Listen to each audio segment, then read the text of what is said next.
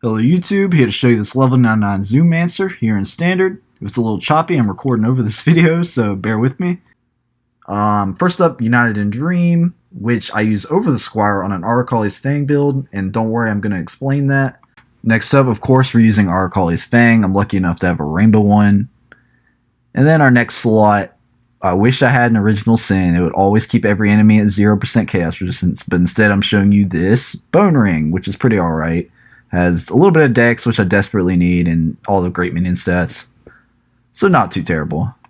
For our amulet, we opt for Ashes of the Stars. The 30% quality it grants, completely unmatched anywhere else, and the reservation is just icing on the cake. For our helmet, this is quite important, so I'm going to slow it down for you so you get to see it. Devouring Diadem, an absolutely gem of a helmet that I use in almost all my builds. Gives you Eldritch Battery for free, you don't have to path to it. Reservation for your auras as long as they're socketed there, and Feast of Flesh, which in our build, as I'll show you in a minute, is constantly triggered every 5 seconds, giving us full heals every 5 seconds. Absolutely great. Next up, we have Breath Stealer with Temp Chains. I love Breath Stealer because of the auras you get for popping rares. It's not mandatory, but I like it. Next up, however, is mandatory, and that would be Corpse Walker, which constantly leaves corpses wherever you go, which we use very frequently. And lastly here, we have Lease of Obulation. The only corrupt that really matters is skill effect evasion. We just use it for the 3 offerings. Next on the list is going to be this rare chestplate. Main stats being effective offerings and effective auras. Really, the effective offerings is a big one for this build, so just try to get a rare with that on it. Now for the flasks, this Quicksilver, obviously Legacy, gives me plenty of my favorite stat. Bottled Faith, the legacy on this is actually unnecessary, I believe, because the current version also has a 10% damage taken and the crit doesn't work for minions. But it's just there to look pretty, I suppose. Now, Progenesis, not here to look pretty. It is an excellent flask that just gives you free defense at almost no cost. It's also an Amethyst flask, so it gives you chaos resistance. The Legacy Roomies, however, could be replaced with something else in another league, because Rumi's not as good if it's not Legacy. And the Blood, it looks cool, but it's unnecessary. Any life flask will do. I realize I have not shown you what some of you probably know is a Hungry Loop in my other ring slot, because some of you are going to laugh at it, but it works, and I will show you in a second here. But first, I'm going to show you my links. In United in Dream, Convocation can be anywhere. Anomalous gives you movement speed for your minions. Precision, a great aura, crit, and accuracy for these attack minions. Awakened Generosity, which affects precision, and of course also affects the envy built inside of the United in Dream. In our helmet, we're going to go over our auras. Our auras are in our helmet because the reservation bonus from Diadem. Now we have Purity of Elements. Anomalous gives a buff effect, or aura effect. I like the ailment immunity. I like capped resistances. It just makes everything a little easier. So I really like sticking with Purity of Elements. Now, a more typical one here is Haste / Vol Haste. A lot of people just use the Vol Haste, but they stack additively. So, I like using both. And then we have Malevolence, which Anomalous gives extra duration, which I use very frequently for this build for like every skill. And then the damage over time just buffs up our minion power. And then we link them all to Enlighten. That just makes them all cheap enough so I can use a high level precision combined with all my other bonuses. Now, maybe the most vital links we have got to be here in the chest plate, starting off with everybody's favorite bone offering. I know it was nerfed, but the block you get is still crazy. 42% attack and cast, and then that applies to me. Usually you wouldn't get the full effect, but I have so much offering effect that I do. And the quality here from Divergent gives 7% extra attack and cast block. Awakened Castable Channeling is an unnecessary one. You can ignore that and just opt for like a regular one. But however, you should go for the Divergent Spear offering, because with this enhance that we also have socketed here, we gain a massive 75% extra crit on the Spear offering from Divergent, giving it just an absolutely huge damage boost to your minions, because that number also gets scaled up. Same goes for Flesh offering here, which gives attack speed for quality, and we have so much quality and the Helm enchant that you will see that Flesh offering grants 89% attack speed to our minions, and then that number gets multiplied up by our offering effect. granting us well over 100 just from Flesh Offering. And that applies to every single minion you got. And in the last link here, we have, last but not least, Divergent Cyclone. One of my favorite Divergent gems, because the quality on this makes Cyclone faster. So you can Cyclone around faster. You get less of a penalty. Usually it's 30%. This gem, it's 11, which is just massive. Now, in these +2 to minion gems Corpse Walkers, which are not mandatory, but they are nice, we have Volsum and Skeletons, which benefits greatly from levels. Holy Relic, which that might turn some heads, but I like it because it has big AoE from the quality and the AoE bonuses I have, and it gives me a regen buff, gives my minions a regen buff, and does a little bit of extra damage, and it's constantly triggering from Cyclone. So we make good use of it. But, you know, maybe you could replace this with something else. I just wanted a lot of minions. This is a different kind of minion. In our next slot, I believe we have a Divergent Feeding Frenzy, yes, which gives 11% movement speed to the minions. This is Divergent. It's not mandatory. What we really want is the buff from it and the aggressive on the skeletons.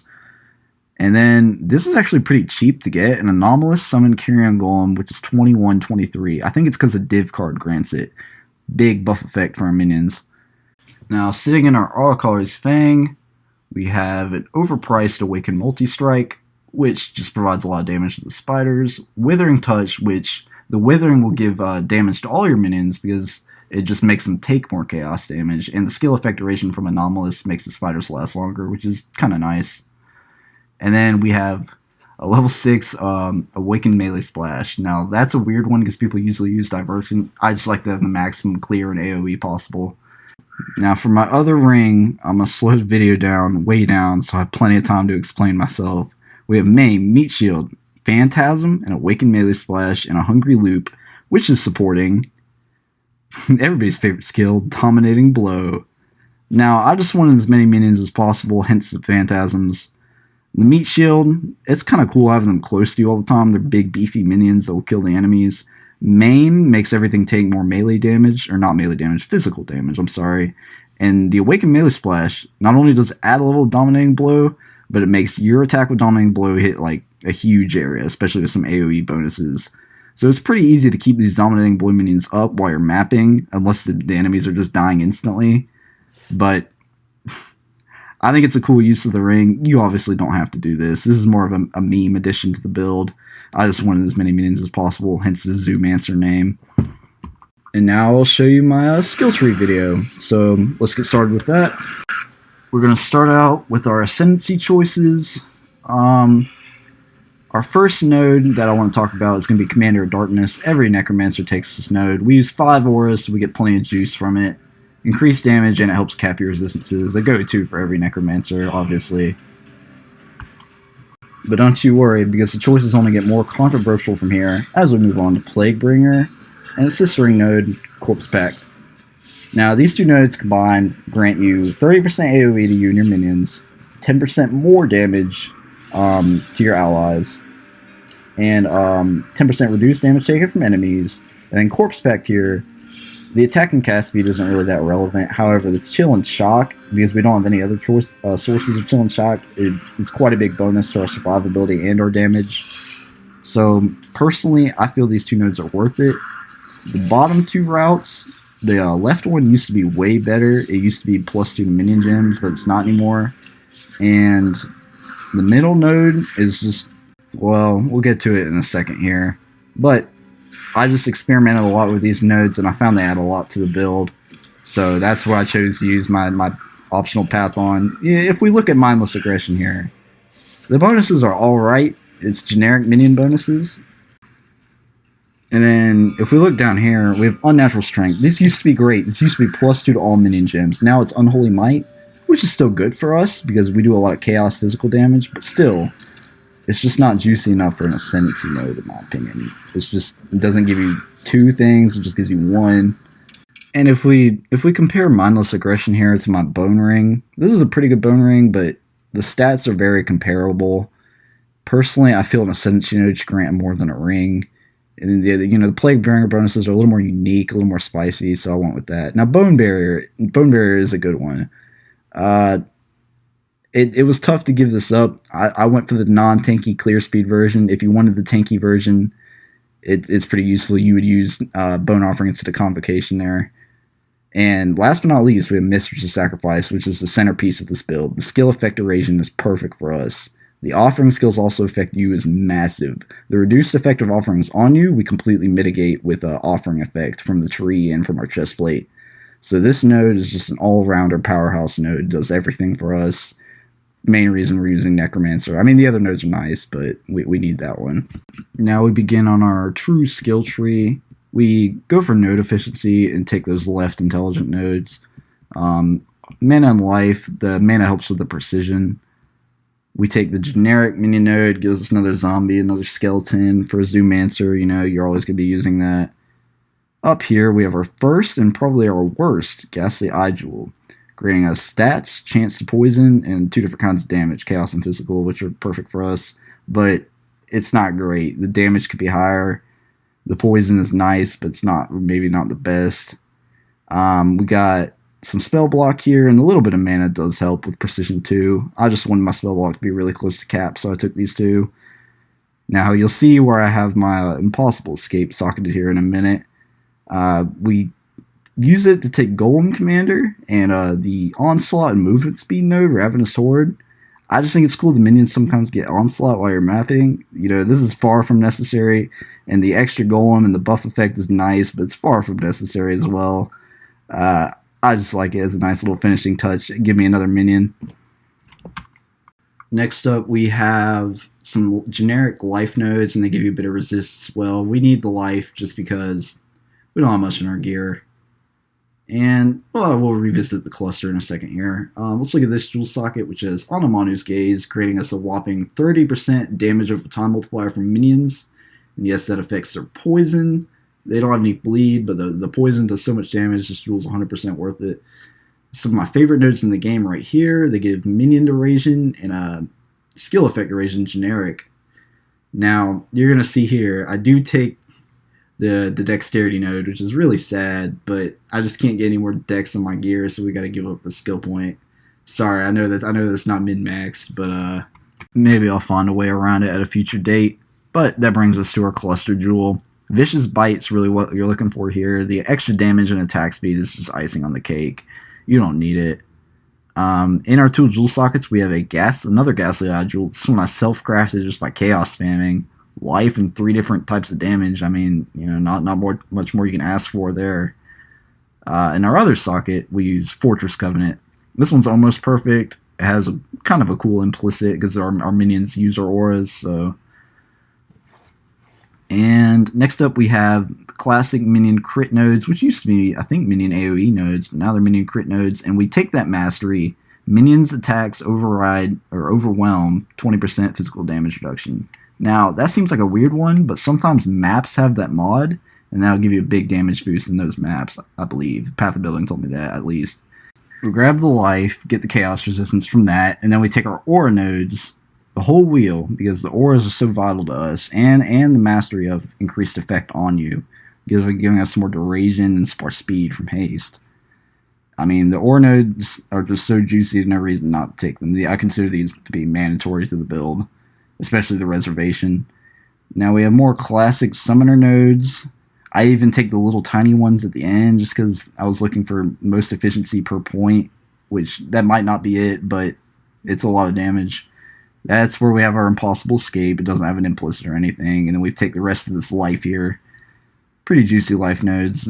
As we said, we desperately need them. We barely get over 4,000 life. Even with Progenesis, it's like 5,000 effective HP. So as we move on, we look at more classic Necromancer nodes. These are probably the most important out of all of them. And Convocation, cooldown recovery rate's great if you want to be spamming Convocation. It gives a movement speed bonus, so it's huge. Attack and cast speed, and this node right here, minion attack speed also affects you, and we have a lot of minion attack speed, so that makes Dominate and Blow really easy to use. Retribution, just a little more damage, and we pick up those juicy life nodes. Let us move on to the skill effect duration nodes, which, as you're going to see here, The last one is invisible. I do not know why. If it has ever happened to anybody else, please tell me, because I do not know what happened. I can still hover over it. It still counts, but the gas next Jeslia Jewel, this one has blind on it, damage and life. The blind makes enemies evade attacks less, which is good for our attack minions. This one, not mandatory, hinder. It just slows down, bosses and stuff a little bit, I think. The damage and the poison and the life is really important, though. More life, we need it desperately. And then this Watcher's Eye, I'm just using it for chaos resistance. It could definitely be improved with because I don't even use the movement skill mod, so I can get like buff duration on you or something reduced. But the chaos resistance definitely helps you not die. And last but not least, we take minion and AoE appears. I forgot to mention it. Next, we'll talk about the Animate Guardian gear. Kingmaker is the obvious choice for the weapon. Crit multi is huge. Coal is huge. Fortify is amazing. For the chestplate, we go Garb with Ephemeral, because the cannot be slowed is fantastic. Anti-temp chains, well, we don't need anti-chill wave element immunity, but still anti-temp chains. And we got cannot be crit on it. Well, not cannot be crit. It's enemies cannot deal crit, so it's even better. So they can't crit our minions either. For the boots, we go for brittle boots, and strangely, the modifier that says while unique enemy is present, leave brittle ground for X seconds, it works all the time for the AG. I'm not sure what mechanics are at play here, but it's very useful, as you can get like 6-second brittle on your Animate Guardian for not too much money, because that mod isn't very expensive. Next, for the gloves, we use the gloves that have the +1 curse, and we try to get one that's corrupted with Despair. Alternatively, you could have Despair Breath Stealers or Despair Gloves, and he could have a Temp Chains one, which would be cheaper. It's up to you, whatever you find easier. And last but not least, we have our helmet, which is Crown of the Tyrant, which I paid an arm and a leg to get a white socket on. And that essentially grants you your own mini Envy Aura for your Animate Guardian. 47 to 61 added chaos damage from that. It's a good bonus. And the -10 to all resistances includes chaos resist, so it's a big damage boost. It's better than any other helmet choice, in my opinion. And finish it off, we're going to talk about the 4 specters we're using. We're using a Carnage Chieftain for frenzy charges, a Host Chieftain for power charges, an Arena Master for the speed and damage buff that he periodically does, and a Pale Seraphim for that single target reduced action speed and reduced damage taken. These can be switched around. You don't have to use these 4 exact specters. I'd recommend the charge ones for this particular build, but the other 2 are really interchangeable. You could use like a Thay of Toll to be more tanky, or I don't know, there's a lot of specters out there, so experiment with it and figure out what you want. So, in conclusion, thanks for watching. If you have any more questions or you want to see some different gameplay content, just comment below. And if you want to see the build in action, I got a couple videos up on my channel. I think I got a Phoenix run and a feared kill. My first ever feared kill was on this character, and I think it went pretty well. I got some good loot, so check this out. Peace out.